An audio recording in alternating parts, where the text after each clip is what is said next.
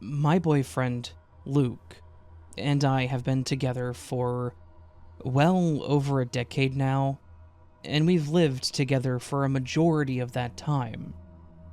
We'd found a quaint, albeit slightly worn, little duplex that was in a good spot and was easy to get to from anywhere, and they were willing to rent it to us right away. So we took it. Our neighbors were a bit of an eclectic mix, but none of them stood out more than Dan. Dan was in his early 50s. He was tall and wiry, with scruffy hair that looked like it had seen better days. It was one of those haircuts where you could tell that the person was in denial about going bald, so they did everything they could to make it look like they weren't bald. Dan was, as I said, in his 50s, but I would frequently see him skateboarding up and down the sidewalks. I mean, good for him. It was neat to see someone his age wheeling it like that, but he would literally be skating around at all hours of the night. I would wake up to go to the restroom in the middle of the night at, 3, and I would glance out the window and see him trying to kickflip off the curb at the corner. A bit weird, but whatever. One Saturday afternoon, Luke and I were out on the porch enjoying the sun when Dan approached us. In a strangely eager tone, he said, "Hey, do you know who I am?" Luke and I both kind of looked at each other in confusion, until Luke said, you're Dan, right? Dan responded with, "No, I mean who I am. What I've been through." We both kind of shook our heads in a way to say, "No, sorry, we don't know your history." This, of course, seemed to be an invitation for Dan to tell us literally everything about himself. He began sharing stories about his childhood, about how he was physically abused by his parents, how he'd been kidnapped once when he was 10. He kept going on, telling us all about his teenage years, and how he had even once gotten into a fight with a police officer and was shot because of it. He had a scar on his stomach, and he was sure to show us and tell us that that was where he was shot. This guy went on and on, telling us everything he could think of over that hour and a half at least. Then he paused, like he was trying to remember anything that he hadn't yet told us, and then said, "Oh, I'm an artist. You want to see a painting I made?" Luke, unfortunately, is a very compassionate guy, and he engaged with him about his art. Dan then skated down the road, went into his place, and then immediately ran back out, and back to our place with a decent-sized canvas in hand. When he got back, Dan's attention completely shifted from us to just Luke. It was like he decided that Luke was the person he wanted to talk to, and that I was just a third wheel to this conversation. Dan showed Luke the painting, and Luke nodded, saying, "Wow, that's, interesting," and then motioned towards me, motioning for Dan to show me the painting. No lie, this painting? It was this really nice landscape. Very well painted, really gorgeous, and then overlaid with a group of stick figures having a crudely painted picnic. As I looked at it, it kind of clicked what I was looking at. This beautiful painting, it was a print of a real painting, and Dan had painted the stick figures over it. I nodded, stifling a bit of a chuckle when I realized and said that it was nice. After a few more minutes of talking about literally nothing, Dan said that he had to go because he needed to help his mom, whom he'd earlier said was actually dead. We said okay, and he skated off down the road again. Luke and I had a bit of a chuckle about the whole thing, and he confirmed my thoughts about the painting, that it was a print that he had painted stick people over. Definitely weird, albeit mostly harmless, and we had just accepted that maybe Dan was a bit weird. That weirdness got a bit extra about a week later, when we were in bed and were woken up by the doorbell going off at literally 2 in the morning. I got out of bed and went down to check the door, and was surprised to see Dan standing there on the front porch, skateboard in hand, canvas in the other. I asked him what it was that he wanted, and he said, "Oh, I wanted to show Luke my newest painting." I was a bit rattled by the fact that he'd had the audacity to wake us up to show my boyfriend a quote-unquote new painting, but I stepped back into the house and yelled up to Luke, saying, "Hey, your friend is here and he wants to show you his newest painting." As I was stepping back from the door and yelling up, I noticed that Dan had grabbed the door and was holding it open, and kind of starting to step into our home. I just stared at him as he walked through the door, at the same time that Luke had come down the stairs to see him standing in our entryway and holding the painting. I shrugged and told him that I was going back to bed, and then went back upstairs. I could hear the conversation, and I was a bit upset to not hear Luke tell Dan that he needed to go away. He engaged him and listened to him discuss the painting for a solid 45 minutes, until Luke finally said, "Hey, Dan, this is really interesting, but I have to be at work in the mornings, so I gotta get back to bed." Dan seemed to be okay with this and told him that he was sorry to have bothered him so late, and that he would just talk to him later. Luke came back up, and I could tell that he was not happy. I asked him about the painting, and he told me that it was more of the same. A really nice print of a landscape, with stick figures painted in random places. I shook my head and told him that he needed to discuss boundaries with his new friend, and Luke agreed. Then, the worst of the events happened. About 2 weeks later, once again it was the middle of the night and we were in bed. I was struggling to stay asleep, a common issue with me unfortunately, and as I was laying there half asleep, I thought I heard something coming from downstairs. But I was half out of it, so I just assumed that it was the cat or some sort of normal house sounds. I went from a bit unnerved by the strange sound to hitting a sense of terrified realization within a few minutes, when I started to hear what I thought was labored breathing. I knew that it wasn't Luke, as I could hear him snoring next to me, so this breathing was coming from someone or something else. I laid there still for just a moment, making sure that it wasn't my brain doing that weird, half-asleep thing that it can do. But my eyes shot open when the bedroom light turned on. I jumped up, Luke jumped up, and we both sat there just staring at Dan, now standing in our bedroom and holding a canvas. This guy had somehow gotten into our house, was in our bedroom in the middle of the night, and was saying that he wanted to show Luke his newest painting. Luke had clearly had enough, as he started yelling, asking what the hell Dan's problem was. Dan just kept saying, "I made a new painting. I wanted to show it to you." Luke got up out of bed and kept shouting at this man to get out of our house. The whole time, Dan could not understand what he had done wrong. I heard Luke telling him to get out and to not bother us in the middle of the night about his paintings, and then he slammed the door. At that point, I don't think either of us were really able to get back to sleep, and Luke was incredibly upset.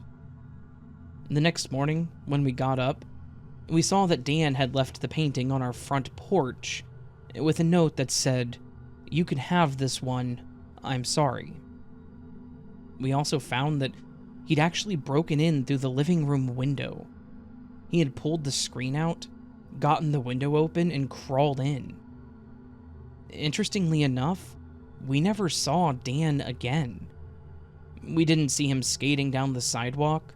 He never showed up again to show us a new painting, and after a few months, there was a moving truck at his place down the road, and new people were moving in.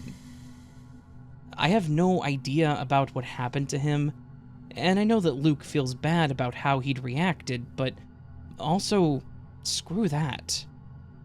This man had broken into our house in the middle of the night. I don't care if his intentions were innocent. We actually still have the painting. It's a print of a man fishing in a boat on a lake, and there's, of course, a stick figure painted next to him, so it's his normal work. And it's actually hanging up in our garage. Now that all is said and done, I do kind of feel bad for Dan. And I'm sure that he had something wrong with him, and he had taken a liking to Luke for whatever reason. But he had absolutely crossed boundaries that no one should ever cross.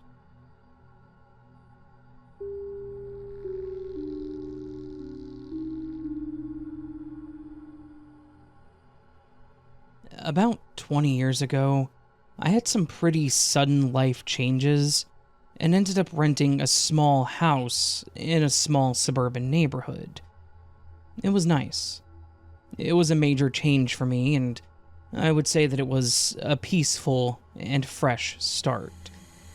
The house was charming, not too big, had a comfortable little yard, and I knew the person that was renting it out, so it wasn't too expensive. As comfortable as it was, I will say that some of the neighbors were a bit out there.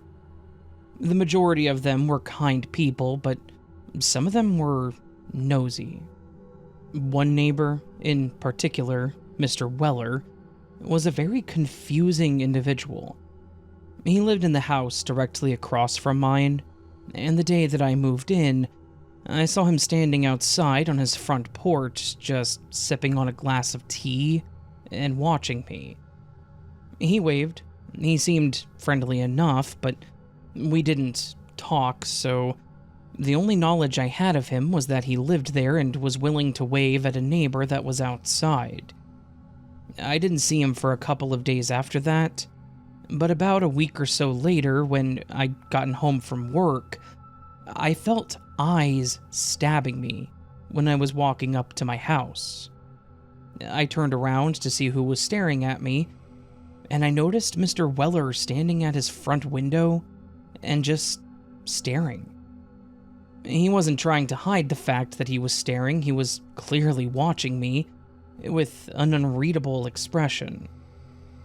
I waved, thinking maybe he was just lost in thought and didn't realize that he was staring, but he didn't wave back, or blink, even. He just held that same deadpan stare. I felt a bit unnerved about the whole thing. I quickly made my way inside, but the eerie feelings did not stop there. When I would come home from work, or from a jog, he would be there just staring at me. When I would step out to get the mail, he would be there at his window. If he was outside doing something like mowing the grass, and I went outside, he would stop doing whatever he was doing, go back inside, and stand at the window until I went back inside. Then, it got worse. Sometimes, whenever I would go inside from doing whatever I would need to do, my landline would ring. But when I would answer it, the person would just hang up. No breathing, no voice, just me saying, "Hello?" and then a click as they hung the call up. I couldn't prove who it was, and the caller ID would always show blocked, but I had this weird feeling that it was Mr. Weller. I had no idea what I had done wrong, or if I had done something that made him hate me. But clearly, this man had something against me. I called up the person that owned the house, They were a friend of my mother's, so I had their direct number. And I asked her if she'd ever had any troubles with Mr. Weller. She told me that she hadn't personally, and that I was only the second person to rent the house. But the other tenant hadn't mentioned any issues. So, by this point, I knew that it was just me. After a while, it started to get to me. The incessant staring, the silent calls, it actually made me feel paranoid. I would actively avoid going outside so that I didn't have to see him standing there and staring at me. I stopped going for my jogs, and when I got home from work, I would just go straight to the house without turning around. I would get the mail every few days to avoid having to walk to the end of the street. It hit a point where I would wake up thinking that he was staring in my windows. Literally just paranoid. Then, I hit my limit. I went outside to get my mail one day, and sure enough, he was there at the window, staring daggers at me. My paranoia shifted to rage, and I started walking towards Mr. Weller's house. I hate confrontation, but I was done with all of this. As I was walking to the house, I watched Mr. Weller pull the curtains closed and retreat back into the house, but I wasn't going to just let this go. I stepped on his porch and I banged on the door, probably harder than I should have. After a few seconds of waiting for him to answer the door, part of me was actually more angry at the possibility of him being a coward and not answering. Then, the door unlocks and opens, and the person that answered was not Mr. Weller. A frail old woman opened the door and looked at me with a big smile and asked how she could help me. I was a bit confused. I had never seen this woman. I mentioned that I was looking to speak with Mr. Weller, and she looked at me a bit like she was upset at my request. She then hits me with, "Oh, I'm sorry, dear. My brother Kennedy passed away a few months ago. I've been living here for a few months now." I had no idea what to say, but after a few moments, she smiled again and said, "Were you too close?" I shyly just kind of shook my head and mentioned that I was a neighbor and that I was sorry for her loss. She thanked me, and I awkwardly made my exit out of the conversation, feeling like a total idiot. I was walking back to my house, just thinking about how creepy it was that he was dead, and apparently had been for a few months. I got chills thinking about how I would see him staring at me from the window, even though he was gone. Then, I stopped, and it hit me that this was all a load of BS, and that I had literally seen him mowing the lawn the day before. I turned and looked back at their house, and sure enough, he was there at the window staring at me. I actually laughed as I went inside. This jerk was such a coward, and was so unwilling to face me after being a creep for so long, that he had whoever that woman was, his sister or wife or whatever, lie and tell me that he was dead. After that, the staring and calls actually stopped. He never bothered me again. I would see him outside doing whatever he would do, and I would wave at him any time we made eye contact, mostly to taunt him. And he would just scowl at me and turn away. In the end, I don't know what the hell Mr. Weller's problem was. I don't know what I did to make him dislike me so much, and I don't know why he was such a creep. But I was thankful that it all stopped. I only lived in that house for another year, and the whole time I never spoke to him or that woman. And I never had any other problems.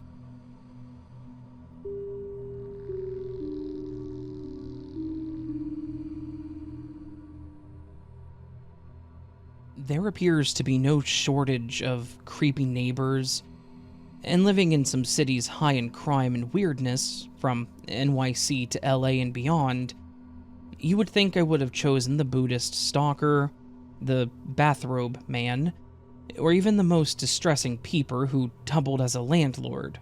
No joy. But no. In all these decades, and I mean decades, of moves, there is one who stands out above the rest. Timeless. And the memories are imprinted, flawless. It goes way back, way into the deep recesses of a childhood that was already old somehow. We had lived in Seattle. My dad had transferred to LA to a big job, a golden job, dripping with celebrities and parties. I was only 4 or 5, it was the mid-60s at the time. He was a minister to Andorra on Bewitched, to Granny on the Beverly Hillbillies, the cast of Gunsmoke, some of the Munsters, the list really went on.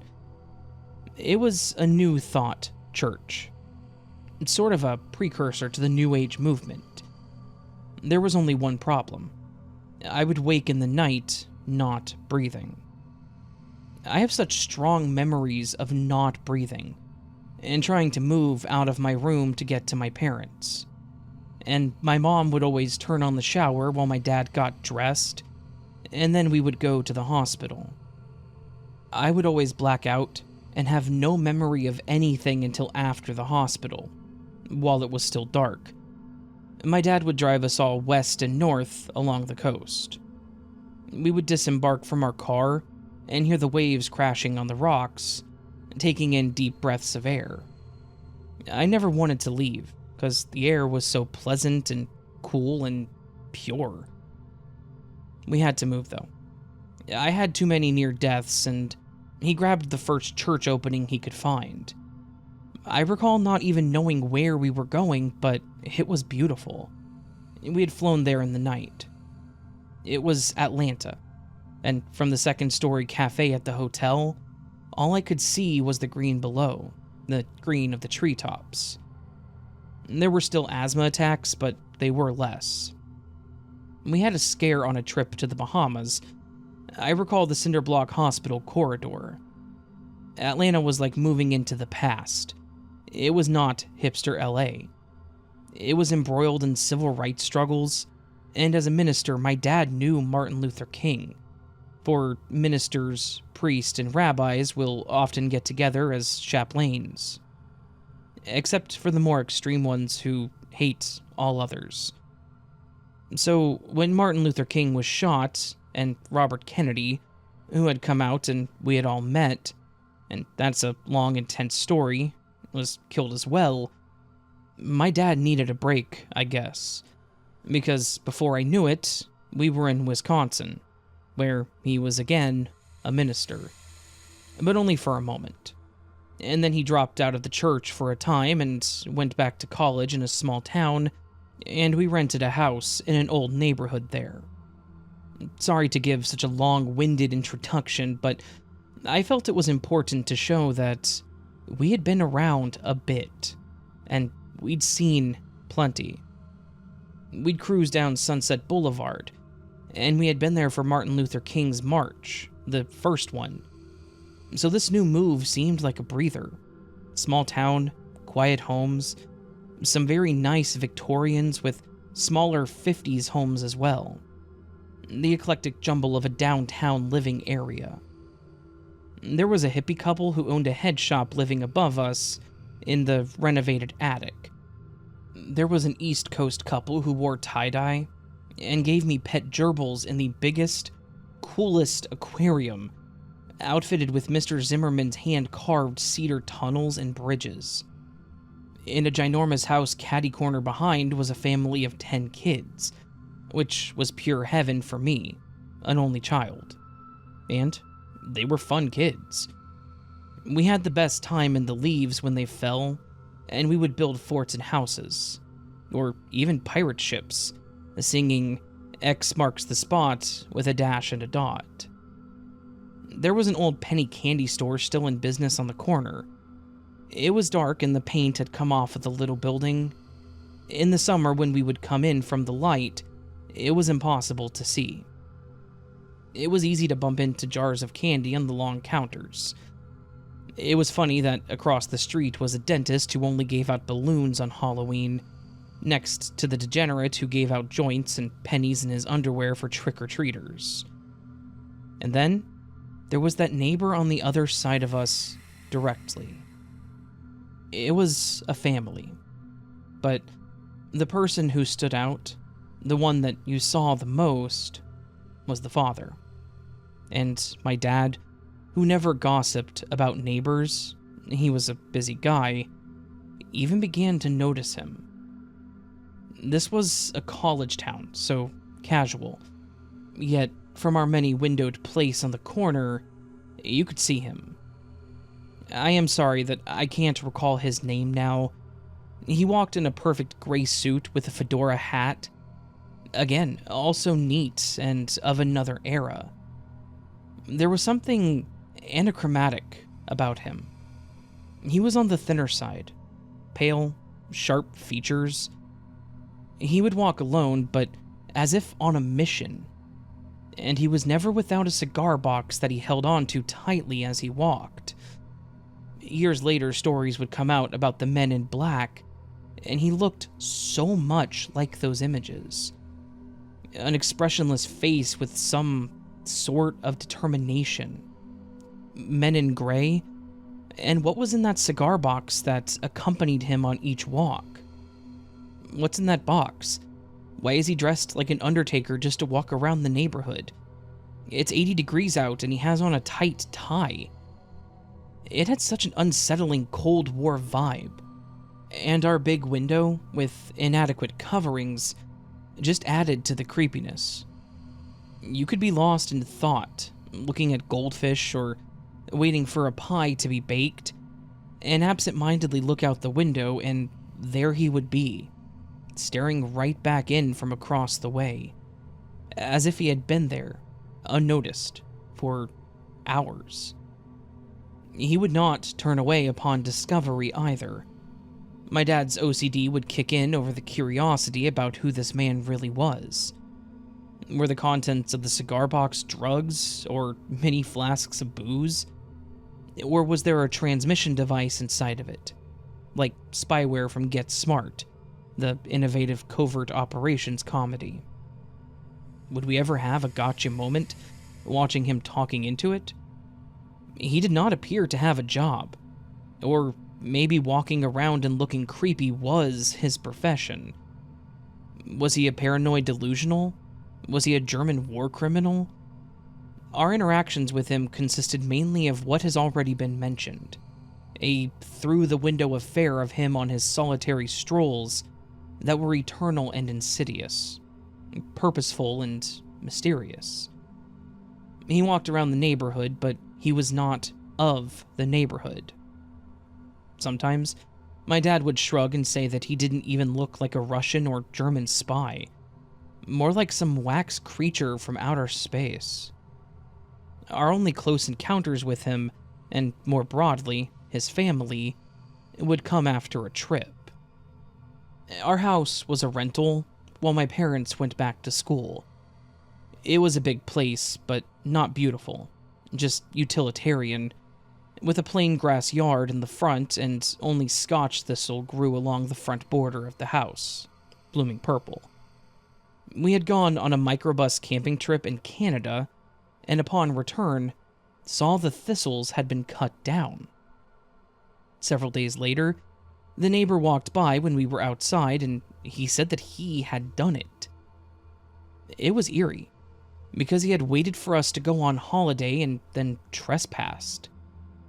He seemed gleeful in his own alien way, and he wanted to get pleasure from getting us upset, it seemed. Just such a weird ambush to get all fired up about. To go after 8 thistle plants? He really was proud of himself. He'd sent a message to us.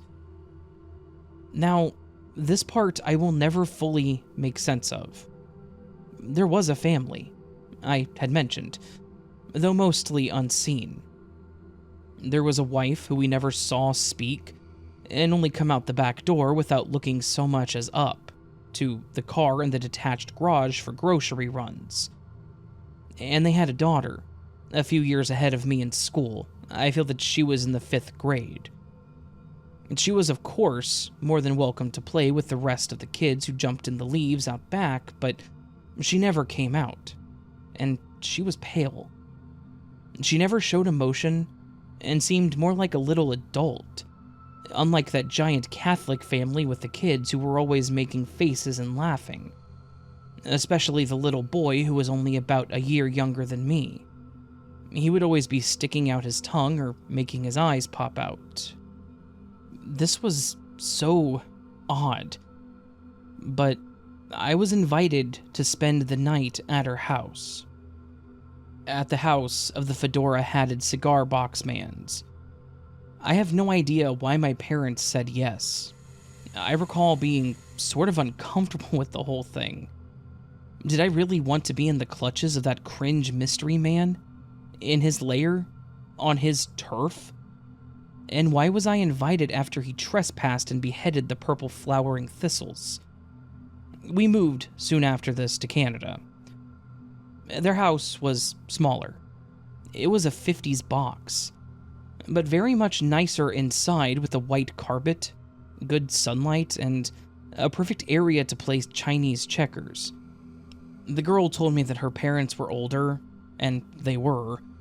Her mother looked like one of my grandmas, with a head of short gray curls. I don't even recall seeing the freaky dad there very much. He must have been out combing the neighborhood the whole time. But the really weird part, the part that put me on high alert and still makes me wake up sometimes, was when she and I went to her bedroom and got undressed into our pajamas. She got really embarrassed. She said, "Oh no," like she had forgotten, and maybe that I would not have even noticed. But then I did. I very much did, and there was no way to unsee what I saw. Her smooth body, her belly to be exact, was missing a belly button. She had no belly button. She had no belly button. Suddenly, she's talking fast and low, saying it's why she avoids swimming and only has a one-piece suit, and that she never wants to be discovered. She begs me not to tell anyone. I recall just staring, taking it in, knowing that I would never have another chance, and giving myself the space to really see that she did indeed have no belly button. And indeed, she had none. It was so disconcerting, and of course I told my parents when I came home, and they didn't even question me. It seemed to just make sense somehow. Of course, the progeny of that alien neighborhood cigar box carrying MIB would not have a belly button. It made perfect sense. They were hatched. They were from a lab or from space. Or was she some kind of experiment of his? Soon, the snows would come and we would be lifted out of the US and into the frozen canals of Ottawa, dripping on pastries and surrounded by ski resorts. I would miss the faces of that dear town. Studious Veter, or Tony, whose mom had a car that could drive in water, getting lost in the big family, tearing around their boarding houses like residence or tree-rich yard. We would go on to move again and again and again. New Mexico, Chicago, the Northwest. But never in all of these well-traversed years of absorbing people and places has there been anyone so singularly mysterious as the girl with no belly button, and her father, last seen standing at night in the rain under a light, much like a haunting movie poster that would come out exactly a decade later for The Exorcist, only staring inside our homes, at us. And for how long? There are so many questions about the nature of life and existence itself, And the voyeur next door just added another confounding set of unknowns in motion. Is there anyone out there who has ever had a similar experience? Thank you so much.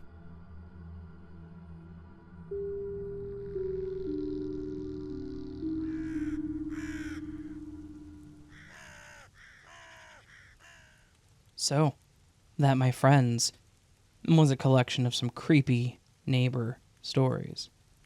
Stories where the real horror is sitting right next to you, on their front porch, watching the moon glow in the middle of the night. It's 2:30 a.m. Number one, why are you awake? Number two, why are they sitting on their front porch, staring at the moon? Did they long to return to a colony long lost in the sands of time? Or are they just enjoying the night because it's lovely out there right now? I don't know. Anyways, I don't know where I was going with that. It sounded good in my head, and I really wish I would have prepped a little more of the story I was telling, because it sounded cool, and then it just broke apart. Yeah. These stories were intensely strange. Very, very strange people. And I think that's what makes it one of my favorite creepy neighbor collections, because these weren't necessarily just, wow, that person is creepy. These were all, wow, what is wrong with that person? I think Mr. Weller is probably the closest to just a creep, but Dan and the Cigar Box Man were both very strange individuals. Yeah. I do want to also say thank you to Colleen, as this is the third story that she sent into the channel. Fourth story, sorry, I miscounted. Fourth story of her experiences that I have had on this channel. She's had some interesting stuff, so again, thank you very much, Colleen, as always. Thank you to the other two people as well who sent their stories and or posted them. You guys are awesome, all of you, especially if you listened to this point and got to this outro. Yeah. All that said, friends, if you liked the video, please do hit that thumbs up button. It would help tremendously. If you're new to the channel and liked what you heard, consider subscribbling to the chibble. That's subscribing to the channel in Raven speak, apparently. You can also leave me a comment letting me know who your favorite neighbor was. Have you ever had a good neighbor? A neighbor that you really enjoy? I like my neighbor. I've mentioned it before, but she is completely deaf. Obviously, I do feel sorry for that fact that she's deaf. I wouldn't wish anyone to be deaf, because I can imagine it's difficult to live life like that, but she is deaf, and she is a fantastic person, and she's very difficult to bother, so it's kind of nice living attached to that, attached to her place, honestly. I'm not saying that we're throwing, like, hella parties and playing the music, you know, cranking it to 12 or whatever, but 11 would have been the better number to choose, Raven. It's just nice to not have a neighbor that's... I mean, because she is deaf, she doesn't do a lot of stuff loudly, so... That's really strange. I'm oversharing again. Has anyone else been getting a ton of scam calls lately? I've gotten 3 today so far. Anyways, friends, leave me a comment letting me know your favorite neighbor. You can also join memberships or Patreon to get early access to content like this, or do a super thanks, which is a tip to the channel. Never expected, always appreciated. And of course, until I see you again, I hope you have a fantastic day. I hope you know you're loved, you're valid, you're important, you are the best you that you can be. Do not forget it. Do not let anyone tell you otherwise. And until I see you again, much love and sleep well.